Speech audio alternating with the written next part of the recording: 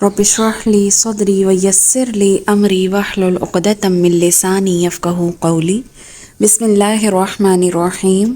حروف عاملہ میں سے آج جو سب سے پہلے ہم پڑھ رہے ہیں وہ ہیں حروف جارہ، ٹھیک ہے؟ تو نام سے ظاہر ہے کہ جارہ جر سے ہے اور اس کا مطلب ہے زیر۔ حروف جارہ سے مراد وہ حروف ہوتے ہیں جو اپنے بعد آنے والے اسم کو زیر دیتے ہیں، یعنی اعراب کے لحاظ سے ان پر عمل کرتے ہیں اور ان کو وہ کسی بھی حالت میں ہیں، زبر کی حالت میں ہیں یا پیش کی حالت میں ہیں تو وہ اس کو زیر دے دیں گے۔ حروف جارہ کی تعداد 17 ہیں، جن میں سے 11 قرآن پاک میں استعمال ہوتے ہیں، جس میں بی، تا، کا، لی، فی، من، الا، علا، و، حتی، عن، یہ 11 تو ہیں جو قرآن پاک میں استعمال ہوتے ہیں۔ جو باقی 6 ہیں وہ ہیں منز، مز، ربا، حاشا، عدا، خلا، جو اہل عرب اپنی زبان میں استعمال کرتے ہیں۔ ان کو ایک شعر میں یوں اکٹھا کیا گیا ہے: باؤ، تاؤ، کافو، لامو، واؤ، منزو، مز، خلا، ربا، حاشا، من، عدا، فی، عن، علا، حتی، الا۔ تو یہ 17 کے 17 جو حروف جارہ ہیں وہ ایک شعر میں سما گئے ہیں، جس میں آپ کو پریشان نہیں ہونا پڑے گا، ڈھونڈنا نہیں پڑے گا، بار بار صفحات نہیں پلٹنے پڑیں گے کہ حروف جارہ کون کون سے ہیں اور کون سے 17 ہیں۔ تو یہ آپ کی سہولت کے لیے ایک شعر میں شاعر نے لکھ دیا۔ پھر حروف جارہ جو قرآن پاک میں استعمال ہوتے ہیں: بی، بازر بی، اس کے معنی ہے 7۔ اس کے علاوہ بھی بہت سے معنی ہیں بازر بی کے، لیکن یہاں پر جو 7 والا میننگ ہے اس کو لے کر آئے ہیں۔ الیس اللہ باحکم الحاکمین، بازر بی 7 کے معنی میں۔ اسی طرح اعوذ باللہ، وہاں بھی بی بازر بی جر ہے تو اگلے بعد والے اسم کو وہ کیا کر دیتا ہے؟ مجرور کر دیتا ہے، جو ہم نے مرکب جاری میں بھی کیا تھا، ٹھیک ہے؟ تو جو مجرور ہے وہ کیا ہو جائے گا؟ وہ کسرہ کے ساتھ ہو جائے گا۔ جیسے باللہ، لفظ اللہ کو با نے کیا کر دیا؟ جارہ میں کر دیا۔ اسی طرح تا قسم کے لیے آتا ہے تاللہ، تو جیسے یہ حروف جارہ لگا تو اگلے اسم کو اس نے کیا کر دیا؟ زیر میں کر دیا۔ اسی طرح کاف زبر کا، اس کے معنی ہے مانند، کاما سالی، کمپیریزن کے لیے آتا ہے اکثر، جیسے مثال، ٹھیک ہے؟ لام زیر لی، واسطے یا لیے، للہ، تو اگر آپ غور کریں تو جتنے بھی یہاں پر حروف جارہ استعمال ہو رہے ہیں وہ اپنے بعد والے اسم کو مجرور کر رہے ہیں۔ اس کے بعد ہے فی میں، یعنی لقد کان لکم فی رسول اللہ، تو اب یہاں دیکھیں فی فاضر، فی کے بعد کیا لفظ آیا؟ رسول اللہ، تو اس نے بھی اب کیا کیا؟ فی جر اور بعد والے اسم کو اس نے مجرور کر دیا۔ اور اسی طرح الا طرف، ثم اتم الصیام الی اللیل، تو الی اللیل کو اس نے کیا کر دیا؟ کسرہ کر دیا۔ تو الف لام بتا رہا ہے، اللیل کا الف لام شروع میں لگ کر بتا رہا ہے کہ یہ معرف باللام، یعنی یہ اسم کی قسم ہے، اسم کی پہچان ہے۔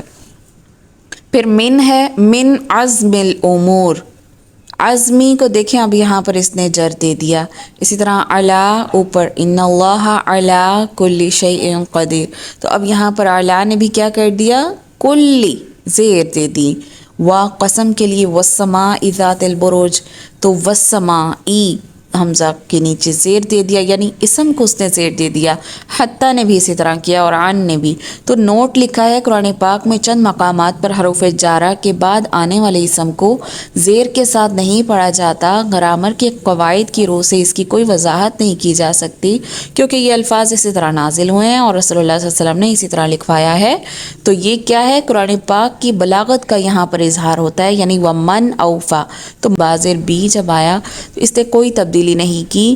من قبلو، تو یہاں پر قبلو کے اوپر ضمہ ہی آیا، یہاں پر کوئی تبدیلی نہیں ہوئی، اور بعدو کے بعد بھی ضمہ آیا، کوئی تبدیلی نہیں ہوئی۔ پھر اگلے حروف ہیں ہمارے پاس حروف عطف۔ حروف عطف سے مراد وہ حروف ہیں جو اسماء، افعال یا جملوں کو ملانے کے لیے استعمال ہوتے ہیں، اور یہ تعداد میں صرف 9 ہیں۔ جیسے دیکھیے واو زبر، تو یہاں بھی واو زبر عطف کے لیے ہے، اور پیچھے ہم نے پڑھا حروف جارہ میں جو واو زبر قسم کے لیے تھا۔ تو بھئی ہمیں کیسے پتہ چلے گا؟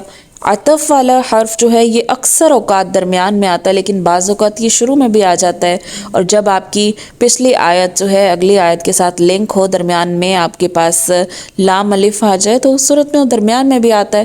تو صرف آپ نے یہ دیکھنا ہے کہ وہ جو واو زبر آیا ہے اگر اس کا ما قبل اور ما بعد والا لفظ جو ہے وہ اسم ہے اور وہ دونوں حالت جری میں ہیں یا حالت نصبی میں، یعنی وہ دونوں، یعنی پہلے والا واو کے شروع والا لفظ اور بعد والا لفظ دونوں اعراب کے لحاظ سے ایک جیسے ہیں، تو پھر وہ معطوف علیہ حروف عطف کے طور پر واو آیا ہے۔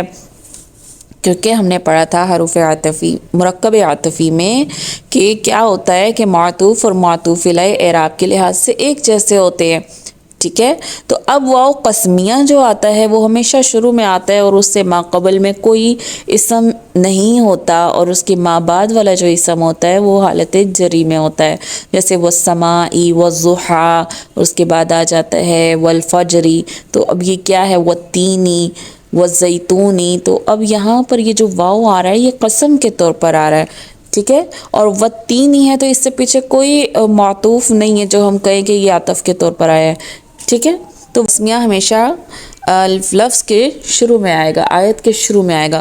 پھر فا زبر پس یا تو کے معنی میں بھی آتا ہے فا پس تو، فاتبعونی، ثم پھر وَلَقَدْ خَلَقْنَاكُمْ۔ تو اب ثم جہاں بھی آیا ہمیں پتہ چلے گا کہ یہ کیا ہے، عطف ہے۔ ثم صورناکم حتی اذا جعلہ او یا۔ تو اب حروف عطفیہ جو ہوتے ہیں یہ غیر عاملہ ہوتے ہیں، یہ کوئی عمل نہیں کرتے، اس کا اعراب پر کوئی عمل کوئی اثر نہیں ہوتا، او بل لیکن اما ام۔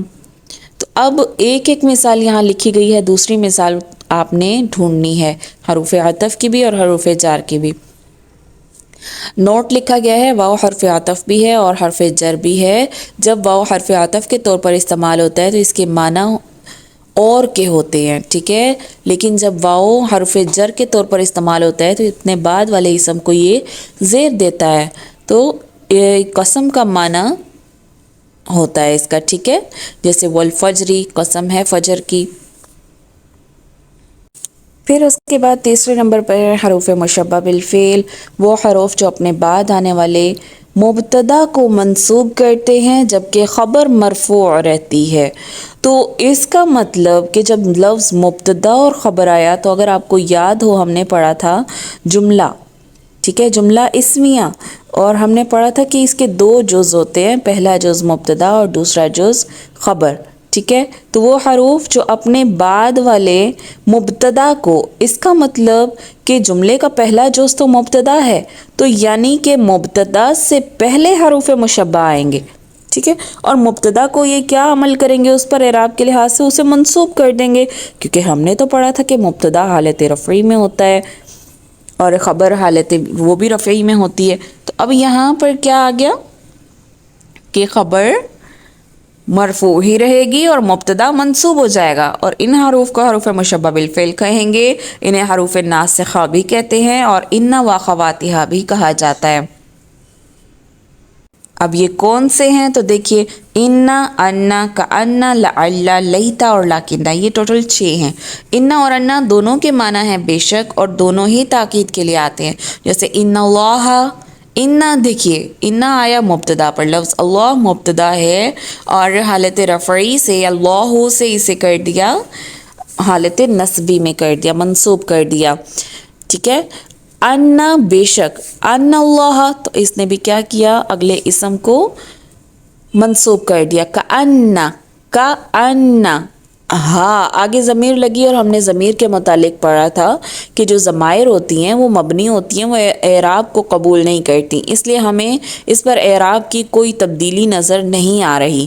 پھر بات آتی ہے لعل، شاید، تو لعل الساعۃ، الساعۃ قریب، یعنی قیامت قریب ہے، جب اس کے شروع میں لعل لگ گیا تو اب دیکھیے الساعۃ سے اس نے الساعۃ کر دیا، ٹھیک ہے۔ اسی طرح لیتا نے کیا اور لاکنہ نے بھی یہی کچھ کیا۔